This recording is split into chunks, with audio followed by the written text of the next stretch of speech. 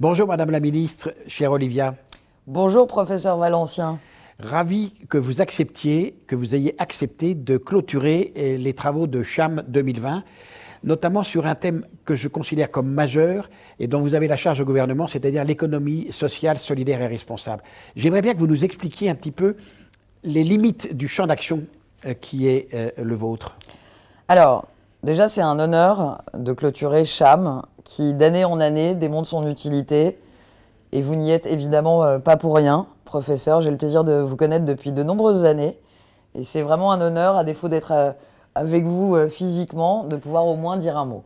L'économie sociale et solidaire, on en parle beaucoup, elle recouvre une réalité parfois complexe. En réalité, c'est 5 familles, l'économie sociale et solidaire, depuis des années.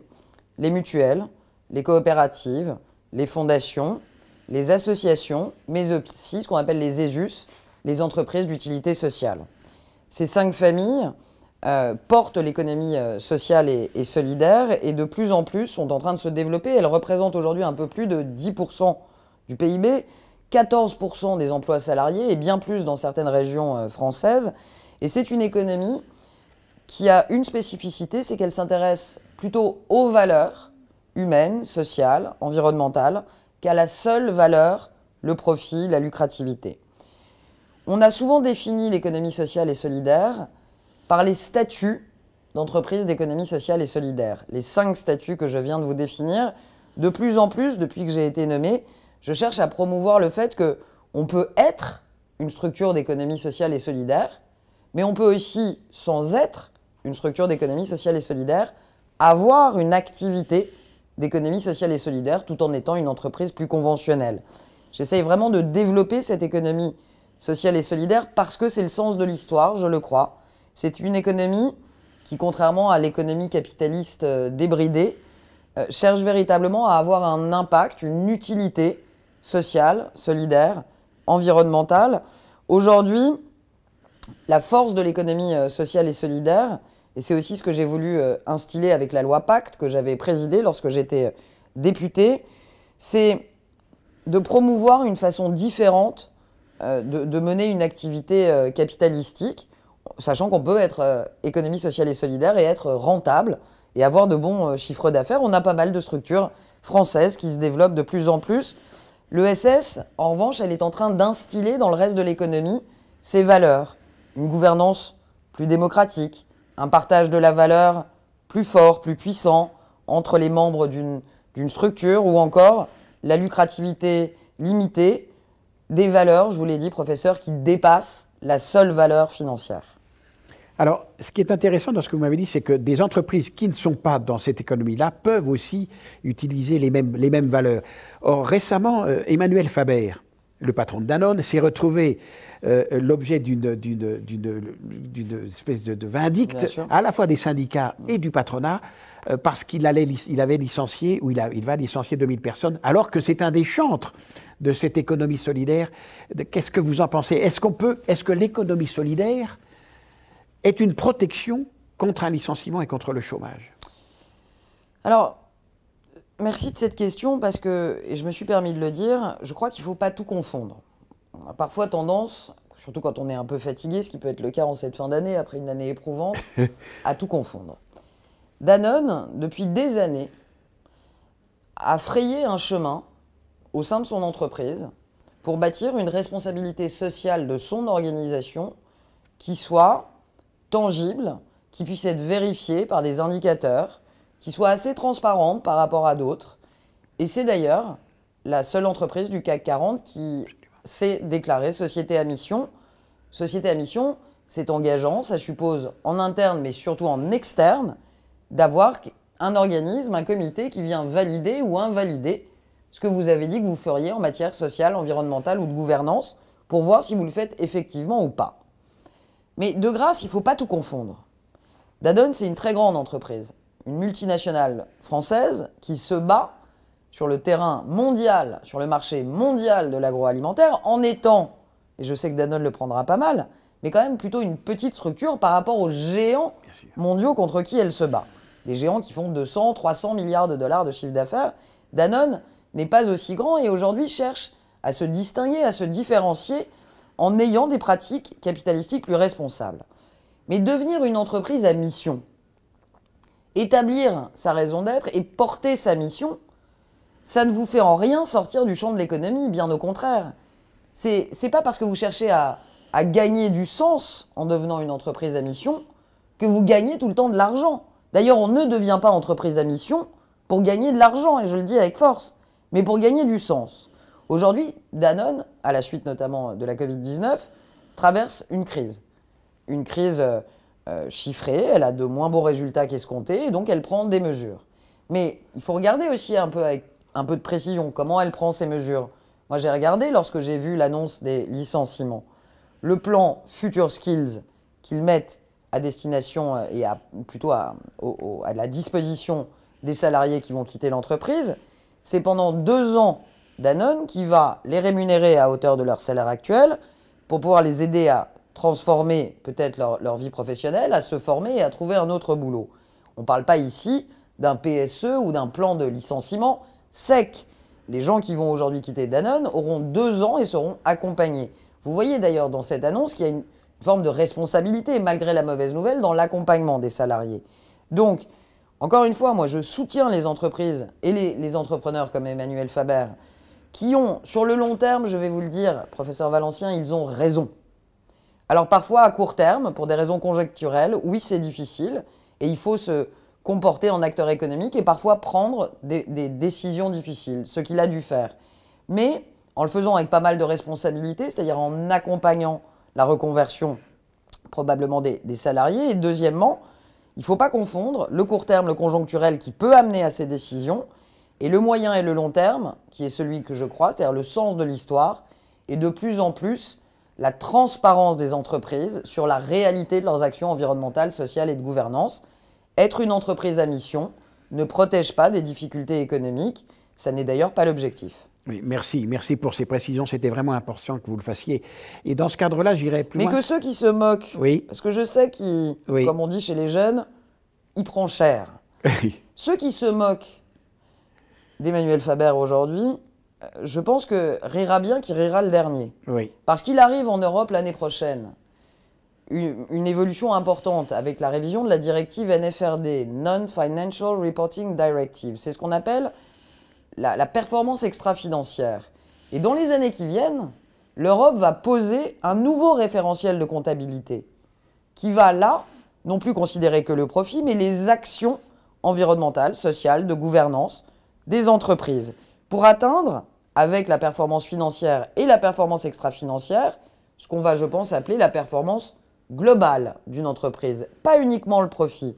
Et vous voyez les choix qu'aura pu faire Danone dans des années comme cette année, qui sont des années difficiles, mais les choix dans ses processus de fabrication, dans sa supply chain, de décarbonation, tous ces choix-là, ils seront bien notés dans quelques années, et il aura eu raison, même si aujourd'hui c'est difficile, et je recommande à ceux qui aujourd'hui se gargarisent et se moquent, de ne pas rire trop fort, parce qu'à mon avis, il rira bien qui rira le dernier, et Emmanuel Faber est à mon avis dans la bonne direction.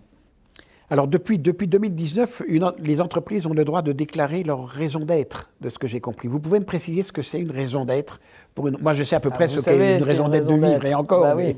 oui. Vous connaissez sûrement mieux que beaucoup la raison d'être, en tout cas la raison de vivre, et vous y contribuez pour beaucoup. La raison d'être, c'est le premier étage de la fusée qu'on a voulu bâtir avec la loi Pacte. Pacte, c'était le plan d'action pour la croissance et la transformation des entreprises. On a écrit tout un chapitre, le chapitre 3, où on a proposé des évolutions importantes en matière de gouvernance pour les entreprises françaises.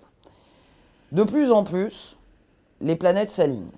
Que ce soit les consommateurs, que ce soit les épargnants, les investisseurs, les gestionnaires d'actifs, que ce soit notre jeunesse qui arrive sur le marché du travail, de plus en plus, on assiste à une quête du sens en même temps qu'une quête de la rentabilité. Les deux sont possibles. Et un nouveau paradigme est en train d'émerger, qui, il y a 10 ans encore, nous aurait paru bien étrange. Pour être rentable, il va falloir être durable. C'est un grand changement de fond. Et ce qu'a voulu faire la loi Pacte, c'est quelque part créer les conditions pour encourager les entreprises à se mettre dans cette trajectoire, avec différents étages, différentes propositions en fonction de la maturité de l'entreprise. Vous pouvez commencer, premier étage, par déclarer votre raison d'être et je vous recommande, plus que chaleureusement, pour que ce soit utile, d'inscrire votre raison d'être dans les statuts. Sinon, soyons clairs, c'est un avatar de communication. J'aime beaucoup la communication, mais j'aime pas beaucoup les avatars. On l'a beaucoup vécu avec la responsabilité sociale des entreprises, avec le greenwashing, souvenez-vous. J'espère qu'on ne vivra pas la même chose et je me bats contre ce type de pratique où on affiche des principes, mais en réalité, on ne change pas ses procédés et ses pratiques. La raison d'être, quand on la met dans ses statuts, c'est un peu la finalité, l'intentionnalité de l'entreprise, l'objectif de l'entreprise. Ce à quoi l'entreprise vise, pas uniquement dans ses ventes, pas uniquement dans ses pratiques commerciales, mais aussi par rapport à l'environnement, à l'extérieur, à la société civile. Et donc, votre entreprise va dire, notre raison d'être, ça va être de fabriquer tel produit ou tel service en essayant d'améliorer la santé des gens, en tenant compte de la diversité des parcours des gens, en essayant de positionner votre offre par rapport aussi à l'environnement. C'est un premier pas, la raison d'être, et c'est un travail sur lequel je recommande d'ailleurs aux entrepreneurs d'associer les collaborateurs.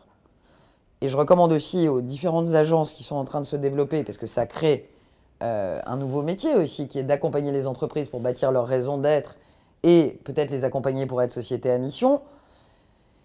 Il ne faut pas en faire un avatar de communication. D'abord, ça se verra comme le nez au milieu de la figure. Et deuxièmement, pour bâtir une raison d'être, c'est un peu comme chez nous les humains, il faut quand même être à l'intérieur de la structure pour être plus légitime plutôt qu'à l'extérieur et moins bien connaître la structure. Donc la raison d'être, c'est une cuisine interne à faire avec ses salariés, avec ses collaborateurs, peut-être même avec certaines parties prenantes, je l'encourage, pour bâtir le positionnement de l'entreprise. Premier étage. Deuxième étage, plus engageant.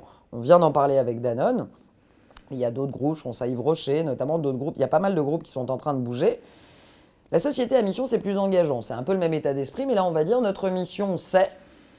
Et là, on va se fixer des objectifs, on va se fixer des indicateurs pour mesurer si on arrive à atteindre ou pas notre mission.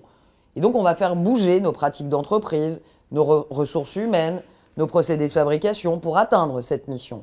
Et là, vous avez, à l'intérieur de l'entreprise, un comité avec des salariés qui va juger de façon annuelle, est-ce que l'entreprise est en train d'aligner ses méthodes avec sa mission. Mais vous avez un comité aussi externe, vérificateur, qui va venir vérifier que la mission que vous avez dictée en interne, elle est effectivement respectée en externe. Donc, c'est plus engageant. Et ça n'est pas, je le dis parce que ça n'est pas l'esprit de la loi Pacte, je ne recommande pas aux entreprises de devenir société à mission et de ne pas mener leur mission parce qu'elles auront l'air ridicules. Et quand le comité externe dira que la mission n'est pas respectée, il y aura un dommage qu'on appelle réputationnel, c'est-à-dire qu'il y aura une mauvaise campagne de pub pour la société en question. Donc je leur recommande d'être très vigilants.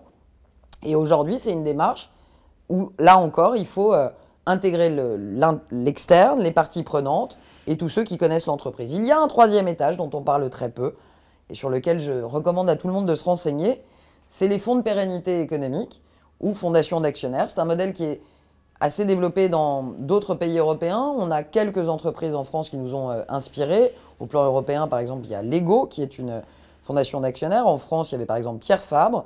Là, l'idée, c'est de permettre, et c'est encore assez nouveau, donc il faut en parler, de permettre à l'entreprise de sanctuariser une partie du capital de l'entreprise, ce qui est fort utile, notamment en période d'OPA possiblement hostile. Et c'est l'inverse d'un fonds d'investissement. Cette part de l'actionnariat qui est sanctuarisée va avoir vocation à financer des missions sociales, solidaires, environnementales, mais de façon différenciée, pas au cœur de l'entreprise, mais au sein d'une fondation. Et ça garantit quelque part un engagement pérenne au service d'une mission. Vous voyez donc, pardon d'avoir été un peu longue, mais c'est quand même une révolution. On est allé chercher le code civil, on a touché le code civil, comme vous le savez, c'est pas anodin. Dans le chapitre 3, c'est toute une nouvelle architecture pour baliser le chemin de la responsabilité des entreprises et les aider à grandir dans ce nouvel environnement. Il y a des entreprises qui ne sont pas dans l'économie sociale solidaire et responsable, mais qui ont un peu la même façon de procéder. Je pense au capitalisme familial, des boîtes comme Bonduelle, comme dans le monde médical, Tuan ou Urgo, ou en Allemagne, Bibraun ou Storz, qui sont des entreprises exceptionnelles. 1839, Bibraun. 6e génération de patrons, c'est une femme à la tête. Tuan aussi. Et Stors aussi, et Tuan aussi, absolument. Et c'est tout à fait étonnant de voir combien les personnels dans ces entreprises restent. Il n'y a pas de turnover. Il y a peu de turnover et il y a surtout, je connais assez bien Tuan, et je crois que c'est lié aussi aux dirigeants, en l'occurrence, il y a un truc formidable dans notre pays, et je sais que vous avez quand même l'optimisme chevillé au corps. Donc je voudrais quand même dire, on a une capacité, alors tout le monde parle de résilience en ce moment, et j'aime pas les mots qu'on utilise trop, et c'est une résiliente qui le dit, mais on a une capacité de rebond dans notre pays qui est incroyable. Vous voyez, Tuan, il y a 30 ans, je pense, pas grand monde croyait à son avenir. Et aujourd'hui, au sein du bassin d'emploi de Saint-Étienne, parce qu'ils ont su faire un tournant, parce qu'ils ont su s'adapter technologiquement, parce qu'ils ont su investir, aujourd'hui sur le marché de la santé connectée, en tout cas des pansements connectés, des tissus connectés, ils sont à la pointe de l'innovation, là où il y a 25 ans, on aurait pu s'inquiéter de voir cette ETI possiblement disparaître. Voilà de très beaux exemples français. Et je crois que les ETI, entreprises de taille intermédiaire, qui sont souvent ces entreprises familiales, elles ont une capacité de rebond et d'évolution qui est extrêmement forte. Et d'ailleurs, ce sont des acteurs, vous voyez, c'est intéressant, ce sont souvent des acteurs qui pratiquent en matière, par exemple, de partage de la valeur, des choses assez intéressantes en matière de participation, d'intéressement, pour fidéliser, d'actionnariat salarié, pour fidéliser leurs salariés. Et c'est important de dire, vous voyez, que ce type de pratique sociale de partage de la valeur, ça, c'est peut-être qu'une pratique, et les ETI ne sont pas toutes des entreprises ou des structures de l'ESS, mais ce sont des pratiques d'économie sociale. Le partage de la valeur, souvent développé dans les ETI que vous citez, et souvent stratégique d'ailleurs pour fidéliser les compétences et les talents, c'est dans l'ADN de l'ESS, ce partage de la valeur. Donc c'est intéressant de voir que c'est en train de se mélanger de plus en plus. Vous utilisez souvent la notion d'impact. Vous pouvez me préciser ce que cela recouvre? Alors, le mot impact est aujourd'hui un mot qui est très à la mode. Alors, d'un côté, ça me réjouit. Et en même temps, des fois, ça m'inquiète un peu. Ça me réjouit parce que je crois qu'il y a une très forte tendance aujourd'hui à la mesure d'impact et à l'impact, c'est-à-dire à essayer, dans sa vie personnelle d'ailleurs, comme dans sa vie professionnelle, à avoir la conséquence, l'impact qu'a une action économique, une action sociale. Aujourd'hui, je dirais que l'impact, c'est un peu ce mot barbare et de plus en plus usité qui désigne les conséquences d'une activité économique. Je pense que c'est même au cœur d'ailleurs de l'économie responsable, si je puis dire. Si on se fie à la définition de Max Weber, qui m'inspire bien souvent, pour qui l'éthique de responsabilité, c'est la prise en compte de la conséquence et des effets de ces actes. Aujourd'hui, un des challenges qui m'anime avec les acteurs de l'économie sociale et solidaire, c'est que ça n'est pas parce qu'un terme est à la mode que sa définition est claire. Il y a de plus en plus de fonds à impact, de sociétés à impact, d'investisseurs à impact. Et en fait, il y a autant d'acteurs et d'actions d'impact, je crois qu'il y a des définitions de l'impact aujourd'hui. Je pense que l'impact, si on veut que ce soit véritablement la norme économique demain, il faut travailler plus sérieusement, plus en profondeur à sa définition. On a une définition que je viens de vous donner, c'est-à-dire que ce sont les conséquences d'une activité économique, mais il va falloir dans les prochains mois, et je vais le proposer, par exemple au niveau de la place financière de Paris, qu'est-ce qu'un investissement à impact? Quelle est la définition? Quels sont les marqueurs de l'investissement à impact? Il y a des définitions un peu différentes, il faut qu'on homogénéise un peu tout ça. L'idée n'est pas de figer les choses avec une définition rigide de la finance à impact en France ou d'un investissement à impact, mais il faut un peu homogénéiser l'impact parce que, le cas échéant, on risque d'avoir des dérives, comme d'habitude, sur ces sujets de responsabilité des entreprises, et on risque d'avoir des acteurs qui disent faire de l'impact, alors même que ça ne serait pas de l'impact. Donc il faut aujourd'hui travailler un peu à la consolidation de l'impact en France, et je crois que c'est une tendance extrêmement lourde, et c'est une tendance qu'on va retrouver dans les années qui viennent, avec l'aide de l'Europe, qui va légiférer dans l'année qui vient sur justement ce qu'on appelle l'impact ESG, l'impact environnemental, social et de gouvernance. Alors, il y a une espèce de caricature, je dirais, du monde capitaliste, où on voit l'homme à haute forme avec son gros cigare, qui a des poches pleines de dollars ou d'euros, face à l'économie sociale et solidaire qui serait vertueuse, gentille, se penchant sur le plus pauvre et le plus faible. Mais connaissant un peu ce monde, j'y ai connu des batailles insensées aussi.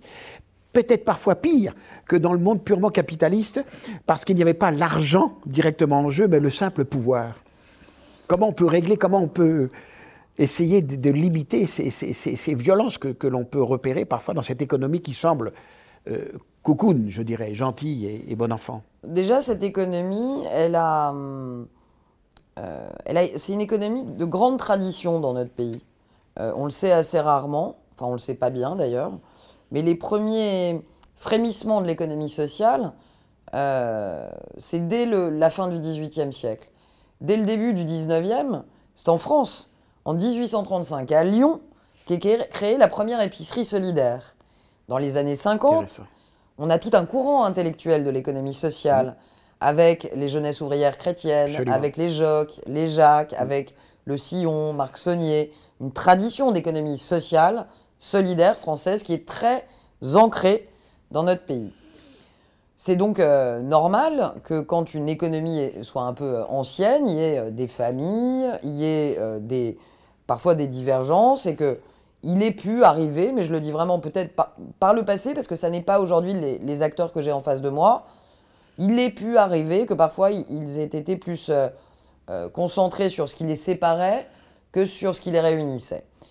Ça n'est plus le cas aujourd'hui. L'économie sociale et solidaire a changé. Bon. Les acteurs ont changé. Très bonne nouvelle. Et il y a une chose très, très inspirante qui se passe, c'est qu'il y a de la transmission, notamment intergénérationnelle. Vous voyez, il y a des gens, j'ai en tête Hugues Sibyl, par exemple, ou M. Alfandéry, qui ont travaillé depuis des dizaines d'années, qui sont des fondateurs de l'économie sociale et solidaire en France, dès les années 70, et qui aujourd'hui, vous voyez, moi je les mobilise.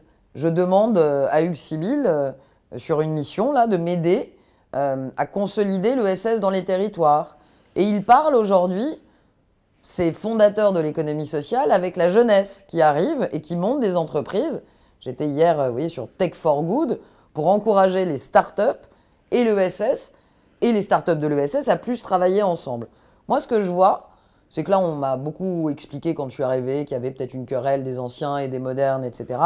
D'abord, ce n'est pas l'écosystème que j'ai en face de moi. Moi, j'ai un écosystème mature qui a dépassé les petits combats de chapelle et qui est conscient d'une chose.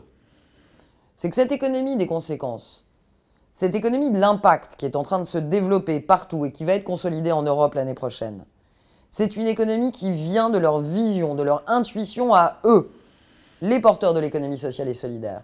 Et quelque part, ils savent qu'ils ont une responsabilité et qu'ils ne peuvent pas passer à côté de cette opportunité post-crise de promouvoir aussi un modèle différent en matière de management, en matière de partage de la valeur, en matière de circuits courts. Tout ça, c'est de l'ESS et c'est d'inspiration ESS. Donc, de plus en plus, d'abord, je veux tendre le cou au fait que on a passé pas mal de temps dans l'ESS plutôt à pinailler entre nous plutôt qu'à parler aux autres.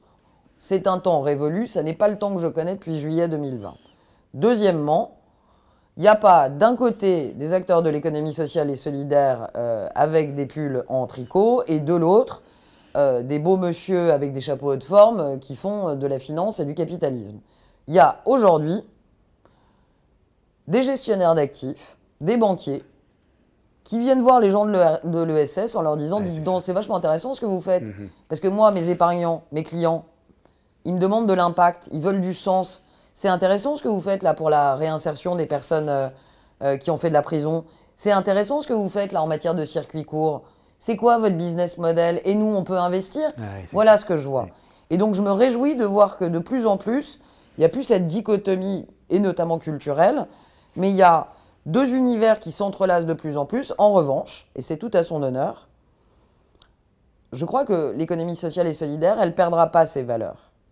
Et ça n'est pas parce que ça se structure, parce que les financements arrivent de plus en plus, parce qu'elle est de plus en plus digne d'intérêt du côté des investisseurs, qu'elle fera fi de ses valeurs, et je veux le dire quand même parce que c'est tout à son honneur. J'ai 2 questions rapides avant que l'on conclue. La première, vous avez cité l'Europe. Vous êtes, je pense, la seule ministre en charge de l'économie sociale en Europe, ou je me trompe? Alors j'ai des homologues, j'étais avec eux ce matin, con mucho placer, parce que c'était à Toledo, c'était l'Espagne, et ça passe maintenant en présidence portugaise. Il y a plutôt des ministres de l'économie ou des ministres du travail qui interviennent. Mais il y a une attention extrêmement forte pour l'économie sociale et solidaire en Europe aujourd'hui.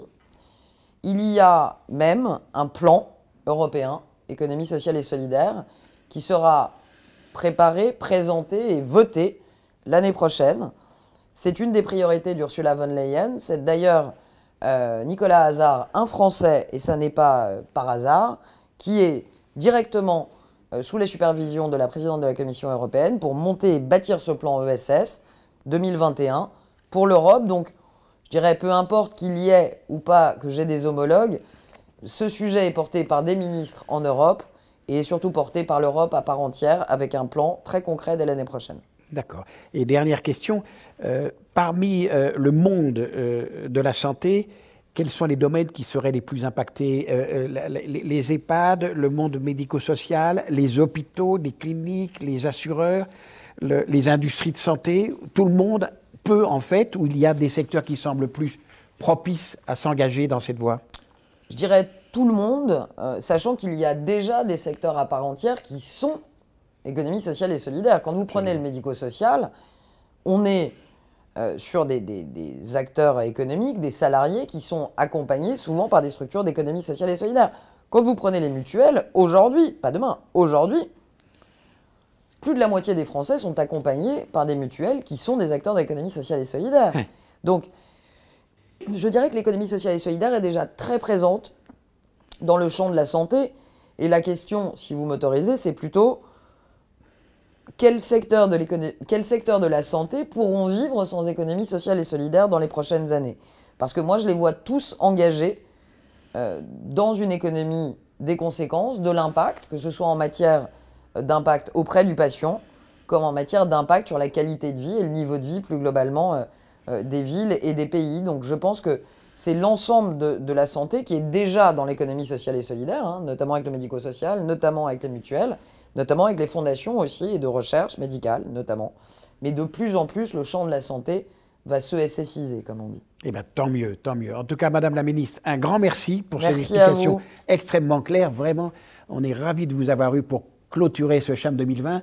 Et je dis à tous celles et tous ceux qui nous ont suivis en virtuel, malheureusement, mais quand même suivis, et surtout à nos partenaires qui ne nous ont pas lâchés, qui nous ont même soutenus fortement, merci et merci. Et nous nous retrouverons l'an prochain en présentiel, je l'espère, les vendredis 24 et samedi 25 septembre 2021.